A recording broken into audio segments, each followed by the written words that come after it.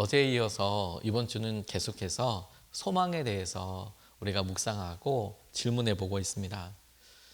다시 한번 저는 강조해서 여러분들과 함께 붙들고 싶습니다. 지금 당장 우리에게 필요하고 회복되어야 될 구체적인 능력으로 우리가 소망을 의지하고 붙들 수 있으면 좋겠다고 싶습니다.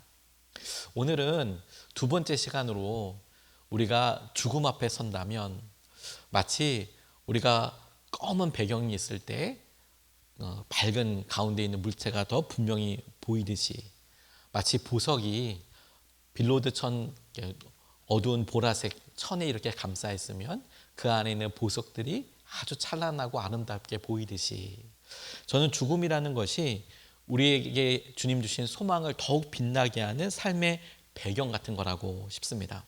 단순히 고난뿐만이 아니라 이 고난의 연장선이기도 한 우리의 마지막 날 죽음은 우리가 가지고 있는 소망을 이걸 우리가 왜 갖고 있어야 하는지, 이게 우리에게 어떤 의미가 있는지, 그리고 이 소망을 갖고 있는 우리가 지금 겪고 있는 고난과 어려움을 어떻게 설명하고 그리고 어떤 의미로서 어떤 과정들로 어떤 가치와 대가집을 통하여서 우리가 이것을 붙잡아야 하는지에 대한 답이 되어준다. 저는 그렇게 싶습니다. 결론부터 말씀드리면 우리에게 주신 이 소망은 죽음 그 넘어서까지 이어지는 약속과 영원한 생명이고 그것이 영원토록 없어지지 않는 약속이기에 우리에게 지금 겪고 있는 일과 은혜에 분명한 가치가 된다고 싶습니다. 그런 의미로서 우리가 소망하는 우리의 삶, 하나님께서 우리에게 주신 이후의 모든 영원토록 사는 삶을 산다고 할 때 이 죽음은 우리 모두가 대면해야 될 가까운 현실이기도 하고 예수님께서 우리에게 삶으로 직접 보여주신 놀라운 역사적인 사건이라고도 싶습니다. 그래서 저는 오늘 우리가 죽음에 대해서 생각하며 우리가 갖고 있는 소망의 실체와 그 소망이 얼마나 가치 있고 아름다운 것인지를 보여주는 죽음 두 가지를 같이 살펴보고 싶습니다. 첫 번째로 예수님의 죽으심, 예수님의 죽음에 대해서 우리가 참 먼저 질문해 보고 싶습니다. 예수님께서 반드시 통과해야 할 과정처럼 이 일을 겪으셨어요. 오늘 본문 45절, 46절 너무 유명한 부분이죠. 이렇게 나와 있습니다. 낮 12시부터 어둠이 온 땅을 덮어서 오후 3시까지 계속되었다. 3시쯤에 예수께서 큰 소리로 부르짖어 말씀하셨다. 엘리 엘리 라마 사막다니, 그것은 나의 하나님 나의 하나님 어찌하여 나를 버리셨습니까? 라는 뜻이다. 주님은 겟세마네 동산에서 마지막 기도를 하실 때 그 간절한 모습이 우리에게 여전히 귀한 모범이 되게 하셨습니다. 그리고 그 기도 제목을 상상해 보죠. 얼마나 힘들고 어려우셨을까 우리가 감히 상상해 봅니다. 그리고 당신을 붙잡으러 온 로마 병정들의 손에 붙잡혀서 그렇게 재판을 받으시고 고난을 받으시고 그리고 급기야 마지막에는 십자가에서 돌아가시게 되었습니다. 그리고 오늘 본문 말씀이 이야기하는 거예요. 12시부터 어둠이 온 땅에 덮여서 3시까지 계속되었다라는 이야기는 예수님께서 십자가에서 있으셨던 그 시간을 말하는 것이고 그리고 그렇게 말씀하실 그 마지막 말씀이 뭐였냐면 하나님 어찌하여 나를 버리십니까? 라는 이야기를 예수님께서 하셨다. 바로 이 장면인 겁니다. 근데 여러분 이상하지 않습니까? 주님이 겟세마네 동산에서 기도하셨잖아요. 피해가지 않으셨어요. 이 일이 우리에게 반드시 직면하게 될 실제적인 사건이듯이 주님께서는 당신의 마지막 죽음, 마지막 날 십자가 지는 그날에 대해서 돌아가지 않으시고 외면하지 않으셨습니다. 오히려 겟세마네 기도가 당신의 고통이 당신이 마주하고 있었던 삶이 얼마나 아프고 두려운 것인지를 명확하게 보여주고 그리고 십자가에서 당신께서 표현하신 이 말들이 우리에게 마치 죽음을 경험하고 있는 사람을 옆에서 보는 것처럼 생동감 있고 살아있는 고통과 아픔으로 우리에게 보여주고 계신다라고 싶어요. 예수님께서 십자가에서 겪으신 아픔과 고난의 과정은 모두가 다 실제였습니다. 어느 것 하나 그냥 그러한 척한 것이 아니고 모두가 다 실제였습니다. 그리고 예수님의 십자가는 우리의 죄를 명확하게 드러낸 사건이기도 합니다. 그리고 사탄의 능력이 사탄이 능력으로 사용하고 있는 죽음의 권세가 드러나기도 했습니다.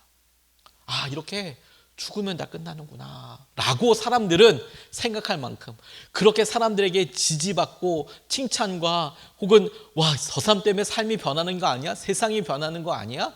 라고 생각했던 사람들조차도 예수님께서 허망하게 십자가에서 돌아가시는 것을 보고 다 끝이다 이제, 이렇게 생각할 만큼 아주 실제적인 그런 것이었고, 마치 사탄이 이긴 것처럼 보였어요. 사탄의 권세가 모든 사람에게 다 적용되는 것처럼 보였습니다. 죄가 사망으로 이어지고, 사망을 두려워하는 것은 그 다음 세상을 보지 못하기 때문이죠. 저는 영적인 진리는 우연처럼 지나치지 않는다라고 싶어요. 오히려 정확한 메시지를 담고 있다고 싶습니다. 45절 말씀에 낮 12시부터 어둠이 온 땅을 덮어서 오후 3시까지 계속되었다, 이렇게 이야기합니다. 한낮인데도 어둠이 덮친 것이죠. 이것은 단순한 자연현상만으로 해석할 것은 아니라고 싶습니다. 여러분, 창세기 1장 기억하시지요? 빛이 있으라 하시니 빛이 생기고 어둠과 빛을 나누셨습니다. 창조의 시작이 빛이었어요. 근데 십자가에서 그 반대 일들이 일어납니다. 빛이 사라지고 어둠이 덮입니다. 왜 그럴까요?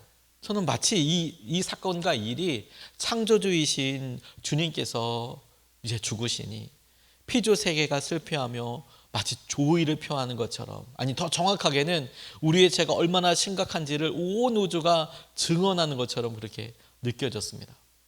마치 처음에 끝으로 올라가서, 창조의 처음으로 올라가서 이 일이 갖고 있는 영적인 도전과 의미를 우리에게 보여주는 것이다 라고 싶습니다. 우리도 예수님께서 겪으셨던 이 마지막 날을 겪게 될 것입니다. 물론 여러분, 우리는 예수님처럼 우리 같은 죄인들을 위해서 그렇게 죽는 그런 사람들은 아마도 아닐 가능성이 높습니다. 우리는 각자 나이가 우리의 힘이 다해서 그렇게 마지막 날을 맞을 수 있고, 너무 안타깝게 때로는 질병이나 사고로 인하여서 인생의 마지막 날을 맞을 수도 있습니다. 하지만 똑같이 우리도 마지막 날을 맞는다는 것은 동일한 일이죠. 그런데 예수님께서 당신의 십자가 사건을 우리에게 이렇게나 아주 철저하게 묘사하시며 이야기하신 것은, 이것은 당신도 경험하고 우리도 피해가지 못할 사건으로서의 그 마지막 날을 우리에게 보여주시는 것이고, 보아라, 나도, 예수님도 나도 이것을 도망가고 피해가지 않았다. 그런데 피해가지 않을 뿐만 아니라 그 죽음의 세력으로 무너지지 않았다. 오히려 브레이크스루 하듯이 돌파하여서 승리하는 하나님의 놀라운 권능을 드러내시는 사건으로서 예수님의 죽음은 끝인 것처럼 놀라운 시작이 되는 것이죠. 이게 소망의 핵심입니다. 예수님의 죽음, 십자가가 많은 사람의, 그냥 일반적인 사람이 봤을 때의 죽음 혹은 마지막이라고 본다면 소망의 끊어짐, 단절로 생각되지만, 하나님께서 예수 그리스도를 통하여 약속하신 것으로 보자면 그때부터 참으로 시작되는 죽음을 넘어서는 약속의 영원한 삶에 대한 생명의 희망, 죽음을 넘어서게 하시는 약속으로서 우리에게 더 다가오는 것이죠. 그리고 예수님의 죽음은 우리도 죽게 될 마지막 날을 생각하면서 여전히 우리가 부활하게 될 산소몽 은혜를 붙잡게 되는 약속이 되는 것입니다. 우리도 예수님과 합하여 죽음을 넘어서게 될 것이기 때문에 그렇습니다. 로마서 6장 3절 4절 말씀을 보면 이렇게 나와 있습니다. 세례를 받아 그리스도 예수와 하나 된 우리는 모두 세례를 받을 때에 그와 함께 죽었다는 것을 여러분은 알지 못합니까? 세례를 받았을 때 저와 여러분들은 이미 영적으로 죽었습니다. 그리고 4절 말씀을 보면 그러므로 우리는 세례를 통하여 그의 죽으심과 연합함으로써 그와 함께 묻혔던 것입니다. 그것은 그리스도께서 아버지의 영광으로 말미암아 죽은 사람들 가운데서 살아나신 것과 같이 우리도 또한 새 생명 안에서 살아가기 위함입니다. 우리는 세례를 통하여 주님의 죽으심과 합하여진다라고 이야기하고 있습니다. 그런 의미로 여러분, 예수님의 죽으심은 우리가 이 땅에 살고 있는 이 삶에 그냥 국한되어 있고 죽음이라는 강력한 두려움의 대상 혹은 고난의 대표적인 표현이기도 한 죽음이라는 것을 통하여 무너져버리고 사라져버리는 삶이 아니라 예수님이 직면하셨던 것처럼 예수님께서 말씀하신 참 부활과 생명을 경험하기 위해서 직면하지만 브레이크스루, 돌파해 나가는 그런 믿음의 놀라운 여정이 될 것입니다. 오늘의 우리의 고난은 참으로 주님이 우리를 이렇게 살리시고 보살피셨다라는 놀라운 통로와 은혜가 될 것입니다. 그런 의미로 두 번째 죽음을 우리가 떠올려 볼 수 있습니다. 그것은 예수님의 죽음과는 비교되는 우리의 죽음입니다. 우리의 죽음. 앞서서 예수님의 죽음이 우리가 마지막 날 맞게 될 마지막 날의 죽음을 넘어서게 하는 부활의 영광을 설명했다면, 두 번째 우리가 주목하고 싶은 우리의 죽음은 바울이 고백하고 있는 우리의 삶에서 우리가 살아가면서 경험되어지는 죽음을 우리가 믿음으로 보고 싶습니다. 아니, 살아가면서 죽음을 경험한다니요? 바울은 이렇게 이야기합니다. 고린도전서 15장 31절 말씀을 보면, 형제자매 여러분, 나는 감히 단언합니다. 나는 날마다 죽습니다. 이것은 우리 주 예수 그리스도께서 여러분에게 하신 그 일로 내가 여러분을 자랑스럽게 여기는 것만큼이나 확실한 것입니다. 바울은 나는 날마다 죽는다라고 이렇게 이야기합니다. 죽음은 우리의 마지막 날이라는 분명한 현실과 함께 우리가 날마다 경험하는 삶에서 경험해야 될 믿음의 도전이기도 합니다. 우리가 예수 그리스도와 함께 옛사람이 죽었습니다. 그리고 예수님을 믿는 믿음으로 성령님과 함께 살아갑니다. 근데 우리의 연약한 삶과 연약한 육신은 여전히 죄의 영향력과 어두움에 고통스러워하고 때로는 방황하는 것이 우리의 경험적인 어떤 삶이라고 싶습니다. 아니, 진리와 말씀은 명확하게 우리에게 이렇게 말씀하셨는데 여전히 우리 삶은 왜 이렇게 힘들고 어려운 삶을 헤매듯이 이렇게 살아가고 있는 걸까요? 이 신비는 우리가 주님 앞에 갈 때까지 아마 우리가 잘 모를 수도 있습니다. 그러나 한 가지 확실한 것은 이렇습니다. 그런 영향력이 심지어 있을지라도 우리는 여전히 예수님께서 우리에게 주신 명확한 영적인 도전과 실제를 오늘 우리의 삶의 중심으로 받아들일 수 있는 것입니다. 나는 날마다 죽노라. 나는 날마다 예수 그리스도의 죽음을 나의 삶의 영적인 진리로 받아들이고, 내가 오늘 사는 것은 그 예수님을 믿는 믿음으로 살겠다라는 고백을 할 수 있게 되는 것이지요. 최근에 포기라는 것에 대해서 생각해 보게 됐습니다. 가만히 보면 나는 날마다 포기하는 것 같아. 날마다 포기하는 것 같아. 근데 어느 날 그 말에 대해서 이렇게 고쳐 생각하게 됐어요. 내가 날마다 포기한다는 뜻은 오늘도 포기하고 어제도 포기하고 오늘도 포기했다면 거꾸로 이런 것 아니겠습니까? 아직도 제대로 포기하지 못했네. 그 말을 똑같은 상황, 내가 상황도 변하지 않는 것 같고 내가 능력도 없어 보이니 똑같은 상황을 이렇게 다르게 표현할 수 있을 것 같아요. 나는 오늘도 포기해요가 아니라 나는 오늘도 포기하지 않아요. 상황은 똑같지만 그래, 내가 포기한다라는 것은 실제로는 포기하지 않아서 내일도 포기하고 오늘도 포기하고 어제도 포기했다라고 이야기한다면 똑같은 상황을 내 마음에 연약하면서 살펴보는 것이 아니라 하나님께서 이렇게 약속하신 말씀으로 나는 오늘도 생명을 살아요. 나는 오늘도 주님의 말씀을 살아요. 붙잡아요. 이런 것 아니겠습니까? 매일 아침 알람이 울립니다. 새벽기도 시간이죠. 여러분들은 몇 개나 맞춰놓고 계십니까?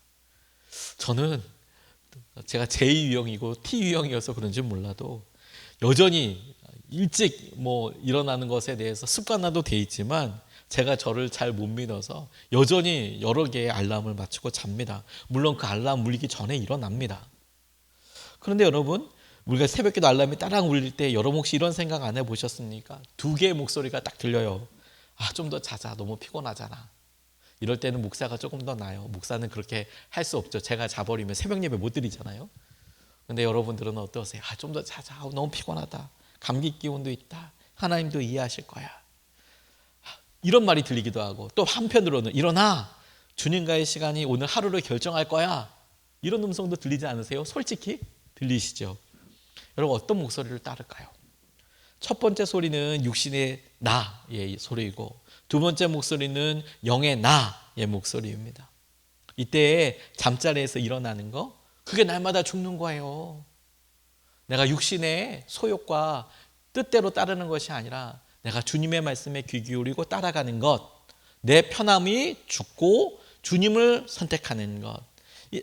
바울이 나는 날마다 죽습니다라고 이야기하는 것은 내가 느껴지는 대로가 아니라 오늘도 나는 내 이런 연약함은 오늘도 죽고 잠자리에서 일어나듯이 날마다 부활의 새벽을 마주하는 겁니다. 절망은 우리의 마지막이 아닙니다. 오히려 날마다 주님을 경험하게 되는 통로가 될 것이에요. 베드로전서 4장 13절 14절 말씀 마지막으로 읽고 싶습니다. 이렇게 나와 있습니다. 그만큼 여러분은 그리스도의 고난에 동참하는 것이니 기뻐하십시오. 그러면 그의 영광이 나타날 때에 여러분은 또한 기뻐 뛰며 즐거워하게 될 것입니다. 여러분이 그리스도의 이름으로 모욕을 당하면 복이 있습니다. 영광의 영, 곧 하나님의 영이 여러분 위에 머물러 계시기 때문입니다. 소망을 통해 우리 삶을 볼 때 고난조차 주님께서 주신 기회로 우리에게 다가오고 이런 일들을 통해서 주님이 하시는 것들을 더욱더 자랑하게 될 줄로 믿습니다. 이 소망 때문에 오늘도 우리가 힘있게 기도하고 그 기도대로 오늘을 살아나가고 승리를 경험하게 되는 저와 여러분 되시기를 주님의 이름으로 축복합니다.